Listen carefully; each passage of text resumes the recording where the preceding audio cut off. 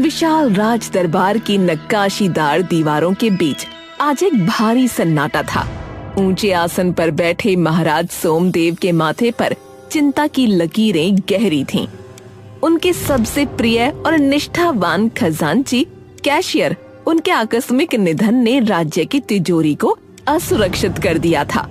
सभा में मौजूद हर दरबारी इसी ताक में था कि ये महत्वपूर्ण पद उसके किसी करीबी को मिल जाए।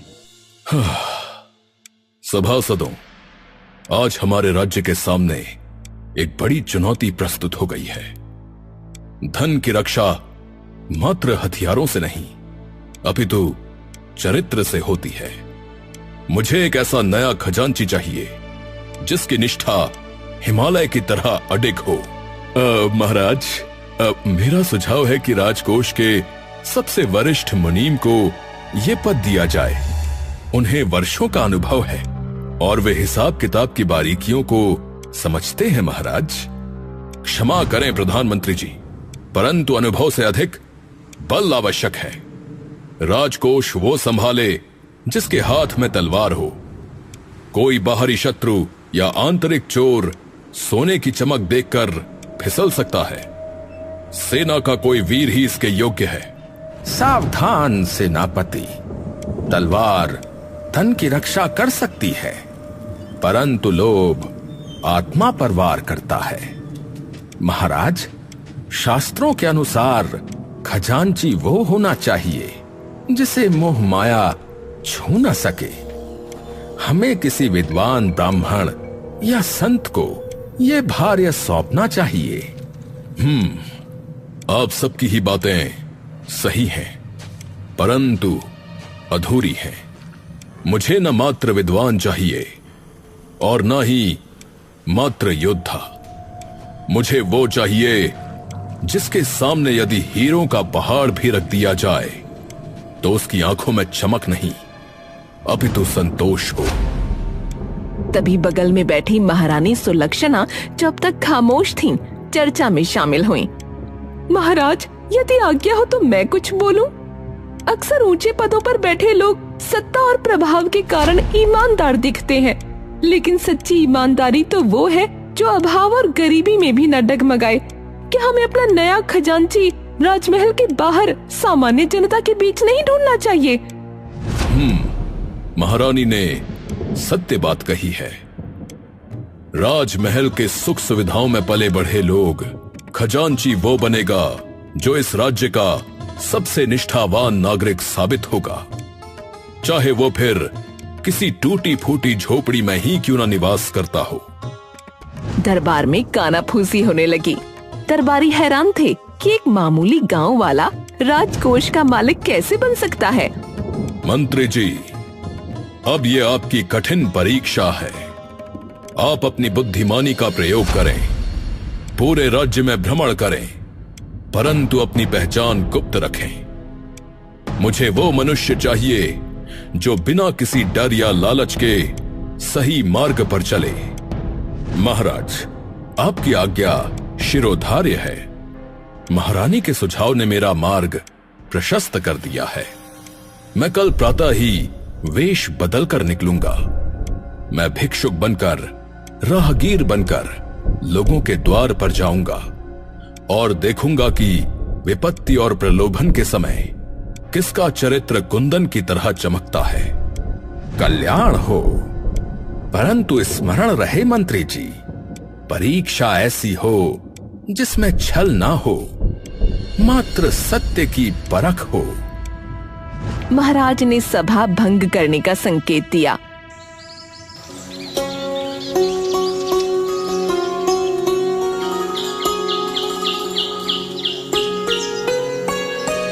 एक तपती दोपहर, सोमू चाक घुमा रहा था और मालती पास बैठी थी। उसके चेहरे पर चिंता की लकीरें साफ दिख रही थीं।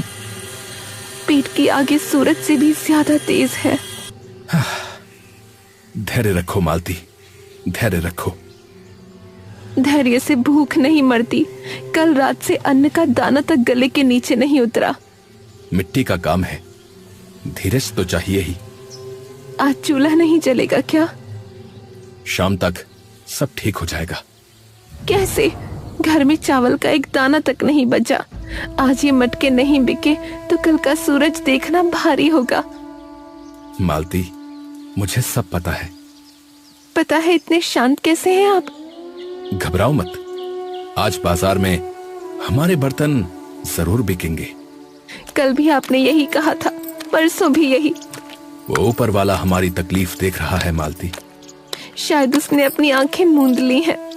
हमारा विश्वास ही हमें इस दलदल से बचाएगा। विश्वास से पेट नहीं भरता, रोटी से भरता है। हमने कभी किसी का बुरा नहीं किया, फिर हमारे साथ बुरा कैसे होगा? यही तो सबसे बड़ा दुख है, हमने कभी किसी को धोखा नहीं दिया। और यही हमारी सबसे बड़ी कमाई है। पर फल क्या मिला? दर दर की ठोकरें और ये खाली बर्तन।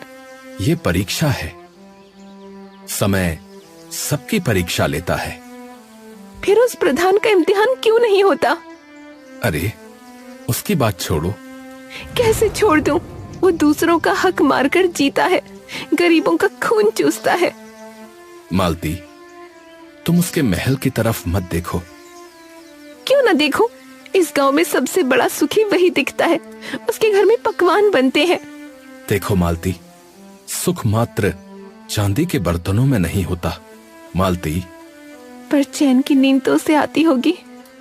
पाप की नींद कभी चैन की नहीं होती। दुनिया तो उसी के कदमों में झुकती है। डर और सम्मान में फर्क होता है मालती। हमें सम्मान नहीं, 2 वक्त की रोटी चाहिए। मालती, अपनी तुलना उससे मत करो। क्यों? क्या हम इंसान नहीं हैं? परंतु ये भी तो सोचो कि हम नेक इंसान हैं, वो नहीं। नेकी ने हमें क्या दिया? सिर्फ फटे हुए कपड़े। मुझे तो बस इतना पता है मालती कि जो बुरा करते हैं उन्हें एक ना एक दिन फल भुगतना ही पड़ता है। पर उसे तो सब कुछ मिल रहा है। अच्छाई का फल देर से मिलता है, पर मिलता अवश्य है मालती। मेरे सब्र का बांध अब टूट रहा है। बस थोड़ा और। अंधेरा घना हो तो समझो सवेरा करीब है। सवेरा होगा भी या हम इसी अंधेरे में गुम हो जाएंगे? भगवान के घर देर है, अंधेर नहीं। आज का दिन कैसे कटेगा, बस यही बता दीजिए। इनमें मेरी मेहनत है और तुम्हारी प्रार्थनाएं, ये बेकार नहीं जाएंगी। अगर आज भी ग्राहक नहीं आए तो समझेंगे कि ऊपर वाले को हमारी और कड़ी परीक्षा लेनी है। आप हार क्यों नहीं मानते? हार मान लेना ही सबसे बड़ा पाप है मालती। लेकिन भूख शरीर को थका सकती है, आत्मा को नहीं। आपकी बातें हमेशा मीठी होती हैं, पर पेट खाली है। कड़वे वक्त में मीठी बातें ही सहारा देती हैं। काश चमत्कार जैसा कुछ हो जाता। होगा मालती, अवश्य होगा। जब मनुष्य का सब्र अपनी सीमा पर होता है, तभी प्रभु हाथ थामते हैं। क्या हम कभी सुख से सो पाएंगे? अवश्य, जिस दिन हम अपनी ईमानदारी का फल चखेंगे। प्रधान के पास सोना है, हमारे पास सिर्फ मिट्टी। सोना मिट्टी से ही निकलता है मालती, बस परखने वाली आंख चाहिए। भगवान करे आपकी बात सच हो। सच ही होगी, विश्वास रखो। मिट्टी की सौंधी खुशबू हवा में फैल गई। मालती चुपचाप उसे देखती रही। उसकी आंखों में अब भी आंसू थे, पर सोमू की बातों ने उसके गिरते हुए हौसले को एक तिनके का सहारा दे दिया था। धूप अभी भी तेज थी, पर कुटिया के उस कोने में उम्मीद की एक नन्ही सी लौ जलने लगी थी।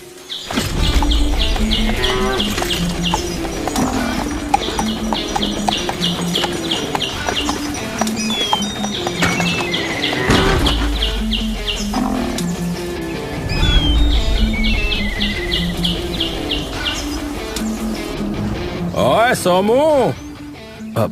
अरे प्रधान जी, प्रणाम। अरे कल जो मटके तूने भिजवाए थे, हैं? क्या वो चूहों के खेलने वेलने के लिए भिजवाए थे क्या? हैं? जी प्रधान जी, वो तो मानक माप के अनुसार ही थे। अरे खामोश, अरे मेरी मर्जी ही मानक है, समझे? अरे बता रहा हूँ वो बहुत छोटे थे, आज मैं उन्हें वापस फेंक के जा रहा हूँ तुम्हारे यहाँ। प्रधान के नौकरों ने गाड़ी के पीछे से मटके निकालकर जमीन पर पटक दिए। मिट्टी के वो सुंदर बर्तन जिन्हें सोमू ने रातों की नींद त्याग कर बनाया था, क्षण भर में मिट्टी में मिल गए। मालती के मुंह से एक दबी हुई चीख निकल गई। हुजूर, हमारी मेहनत। मेहनत? तुम जैसों की मेहनत की कीमत मेरी जूती की धूल के बराबर है, समझी? मुझे कल तक बड़े मटके चाहिए, बता के जा रहा हूँ। हाँ जी प्रधान जी, जैसा आप कहें, मैं नए मटके बना दूंगा। बना तो दोगे, पर अभी अपना कटोरा फैला दोगे? हैं प्रधान जी, घर में कल से चूल्हा नहीं जला है, इसलिए। अरे ये तो रोने लगा। अरे भाई ये लो, आज का काम चलाओ, लो। जानबूझकर कीचड़ के गड्ढे में फेंक दिया। सिक्का छपाक से गंदे पानी में समा गया। अरे उठा ले, तेरी औकात और कमाई दोनों इसी कीचड़ के लायक हैं। सोमू जड़ खड़ा रहा, जबकि मालती की आंखों से आंसू बहने लगे। मत उठाइए, हमारी स्वाभिमान के लिए उसे मत उठाइए। सोमू ने पत्नी को शांत नजरों से देखा और घुटनों के बल झुककर कीचड़ में हाथ डाल दिया। जब हाथ बाहर निकला तो उंगलियों में सिक्का चमक रहा था। प्रधान ठहाका मारकर गाड़ी के साथ आगे बढ़ गया। इतनी जिल्लत क्यों सहते हैं आप ये सब? मालती, कीचड़ सिक्के पर लगा है, मेरी निष्ठा पर नहीं। ये पानी से धुल जाएगा, परंतु प्रधान के मन की गंदगी कभी नहीं धुलेगी। मालती ने सिसकते हुए सोमू के कीचड़ सने हाथ थाम लिए।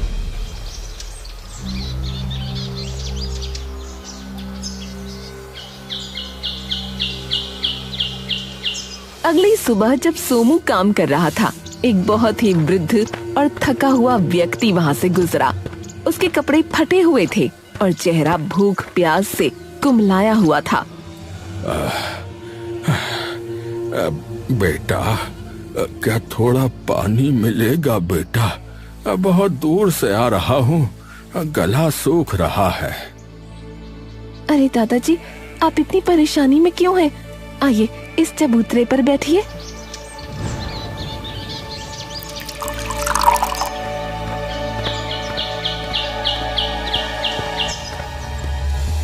दादाजी, ये लीजिए, जी भरकर पानी पीजिए।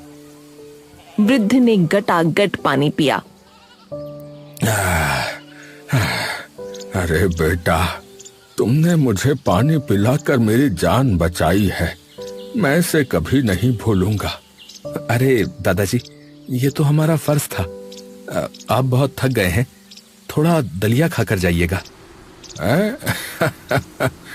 तुम्हारी बातें तुम्हारे काम की तरह ही सोने जैसी शुद्ध हैं बेटा, तुम बहुत आगे जाओगे।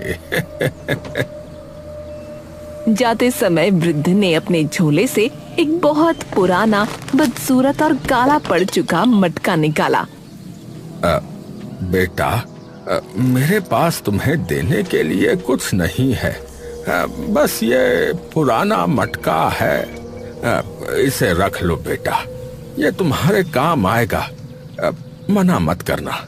अरे नहीं दादाजी, हमें कुछ नहीं चाहिए, आप बस सुख से अपने घर पहुंच जाइए, वही बहुत है। अरे नहीं बेटा, इसे मना मत करो, मैं ये खास तुम्हारे लिए ही लाया हूँ, ऐसा समझो। लो रखो, खुश रहो बेटा, खुश रहो।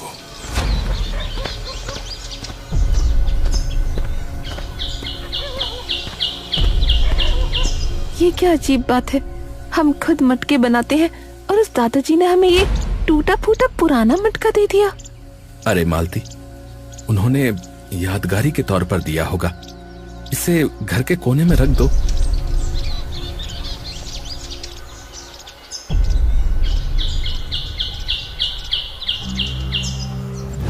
कुछ दिन बाद मालती सफाई करते हुए उस पुराने मटके को धोने के लिए उठाती है तो उसे अंदर कुछ खनकने की आवाज आई। अरे, इस पुराने मटके में क्या है? जैसे ही उसने मटका हिलाया वो हाथ से फिसलकर फर्श पर टूट गया। मालती की चीख निकल गई, लेकिन तभी उसकी आंखें फटी की फटी रह गईं। मटके के अंदर से सैकड़ों सोने के सिक्के फर्श पर चमक रहे थे। सुनिए, जल्दी आइए, देखिए क्या हुआ। और सोने के सिक्कों का ढेर देखकर दंग रह गया। मालती खुशी से झूम उठी। देखा, भगवान ने हमारी सुन ली। उस वृद्ध के रूप में साक्षात ईश्वर आए थे। अब हमारी गरीबी मिट जाएगी। सोमू खुश होने के बजाय गहरी चिंता में डूब गया। क्या हुआ? आप खुश क्यों नहीं हैं? मालती, उस वृद्ध को शायद पता ही नहीं था कि इसमें सोना है। कहीं ये किसी और की अमानत तो नहीं? पर उन्होंने तो ये हमें दान में दिया था ना। फिर भी मेरा मन नहीं मानता। उनकी जानकारी के बिना ये सोना अपने पास रखना चोरी जैसा है। मैं उन्हें ढूंढकर ये सच बताऊंगा। लेकिन हमारी गरीबी। दूसरों के धन पर अपना सुख बनाना गलत है मालती। मालती ने पति की महानता देख सर झुका लिया। सोमू के घर सोना मिलने की खबर हवा की तरह पूरे सुंदरापुरम में फैल गई। जैसे ही ये बात प्रधान के कानों तक पहुंची, उसकी आंखों में लालच उतर आया।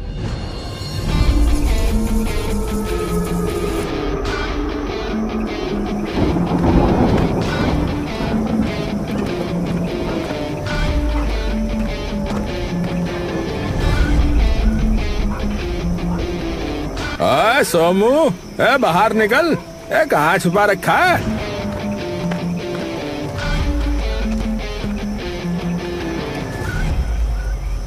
जी प्रधान जी, इतनी रात को? अरे नाटक बंद कर, वो मटका निकाल। हुजूर, आप किस मटके की बात कर रहे हैं? अरे वही जो सोने के सिक्कों से लबालब भरा है। प्रधान जी, वो मेरी संपत्ति नहीं है। अरे तेरी है या नहीं ये मैं तय करूंगा। मालिक से जबान लड़ाता है, सीधा मटका बाहर ला, समझा क्या? वो एक वृद्ध राहगीर की अमानत है। अमानत? सुन, इस गांव की मिट्टी से जो निकलता है वो मेरा है, समझा? मेरा।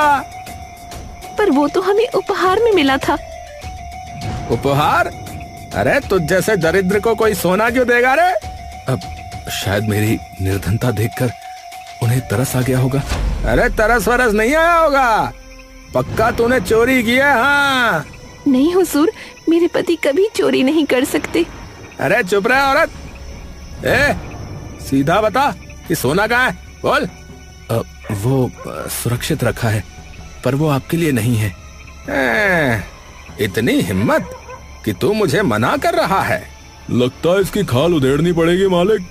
अरे नहीं, उसे कल पंचायत में घसीटेंगे। प्रधान जी, मैं पंचायत से नहीं डरता। अरे देखेंगे, गांव के सामने तुझे चोर साबित ना किया ना तो मेरा नाम भी प्रधान नहीं है। हाँ, पर सच तो सबको पता है हुजूर। अरे सच वो है जो मैं बोलूंगा, समझा? भगवान सब देख रहे हैं प्रधान जी, भगवान से डरो। अरे भगवान जो है ना वो महलों में रहते हैं, समझा? तेरी सड़ी झोपड़ी में नहीं। कल सुबह गांव के चौपाल पे तैयार रहियो, समझा? अगर सोना लेकर नहीं आया तो तुझे इस गांव से कोड़े मार कर बाहर निकालूंगा। हमें बचा लीजिए हुजूर, हम बहुत गरीब हैं। ये तो गरीब हो तो गरीबी में रहो ना, सोने के सपने मत देखो। हाँ, और अपने गुंडों के साथ अंधेरे में ओझल हो गया। अब क्या होगा? वो हमें मार डालेंगे। डरो मत मालती, जिसकी लाठी उसकी भैंस हो सकती है, परंतु सत्य की लाठी सबसे बलवान होती है। कल पंचायत में हमारा कोई साथ देगा? सत्य स्वयं अपना गवाह होता है, बस भरोसा रखो।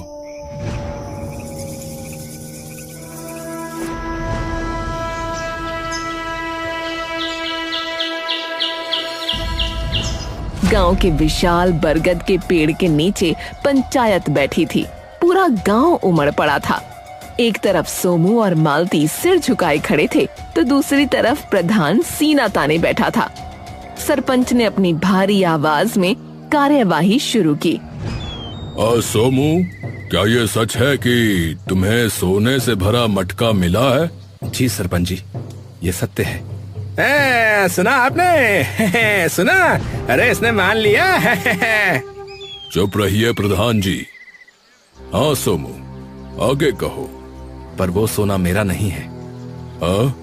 फिर किसका है? वो एक वृद्ध राहगीर का है जो मेरी कुटिया पर आए थे। सब झूठ है, सब झूठ है।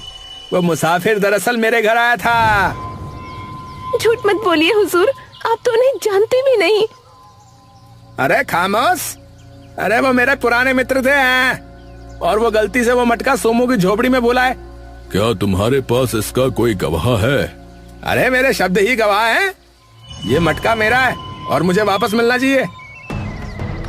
तभी भीड़ को चीरते हुए एक तेजस्वी व्यक्ति सामने आया। उसके शरीर पर रेशमी वस्त्र थे। उसे देखते ही पूरा गांव दंग रह गया। ठहरिए, न्याय का निर्णय मैं करूंगा। आप? अरे आप कौन है? मैं इस राज्य का मुख्यमंत्री हूँ मूर्ख। पूरे दरबार में सन्नाटा छा गया। सब सम्मान में झुक गए। महाराज की आज्ञा से मैं वेश बदलकर इस गांव की परीक्षा ले रहा था। पर वो मटका। प्रधान, तुम कहते हो कि वो वृद्ध राहगीर तुम्हारा मित्र था। क्या मित्रों के साथ ऐसा व्यवहार किया जाता है? जी जी जी मंत्री जी, मैं वो। झूठ मत बोलो। जब मैं प्यासा और लाचार होकर तुम्हारे द्वार पर आया था तब तुमने क्या किया था? मैंने तुमसे कहा था कि बेटा मुझे थोड़ा सा पानी दो, परंतु तुमने मुझे पानी की एक बूंद तक नहीं दी। उल्टा तुमने मुझे दुत्कार कर वहां से दूर करके भगा दिया था। मंत्री जी, मैं पहचानने में भूल हो गई, गलती हो गई। भूल तुम्हारे न पहचान पाने के कारण नहीं, अपितु तुम्हारी नियत में खोट के कारणवश हुई। तुमने एक प्यासे वृद्ध को भगाया और इस सोमू ने अपनी निर्धनता के बावजूद अपनी अंतिम रोटी और पानी मुझे दे दिया। आज तुम किस हक से इस सोने पर अपना दावा कर रहे हो? मुझे क्षमा करें मंत्री जी, मुझे क्षमा कर दीजिए। मुझे पता नहीं था। मूर्ख, अज्ञानता अपराध को कम नहीं करती। तुमने न मात्र मिथ्या बोला, अपितु तुमने एक निर्धन की निष्ठा छीनने का भी प्रयास किया। मंत्री जी ने बड़े गर्व से सोमू की ओर देखा। सोमू, तुम्हारी सेवा भावना ने मेरा हृदय जीता था, इसलिए मैंने वो सोना तुम्हें दिया था। मंत्री जी, पर ये तो बहुत अधिक था। ये तुम्हारी निष्ठा का मूल्य है सोमू। तुमने सोना पाकर भी उसे अपना नहीं माना। यही तुम्हारी सबसे बड़ी जीत है। मंत्री जी का चेहरा क्रोध से लाल हो गया जब उन्होंने प्रधान को देखा। प्रधान, तुम जैसे लालची लोगों की वजह से ही राज्य की बदनामी होती है। अब मुझसे भूल हो गई मंत्री जी। क्षमा मंत्री जी। ये भूल नहीं है, ये पाप है मूर्ख। तुम्हारी सारी संपत्ति की जांच होगी और तुम्हें राज्य की तरफ से कड़ा दंड मिलेगा।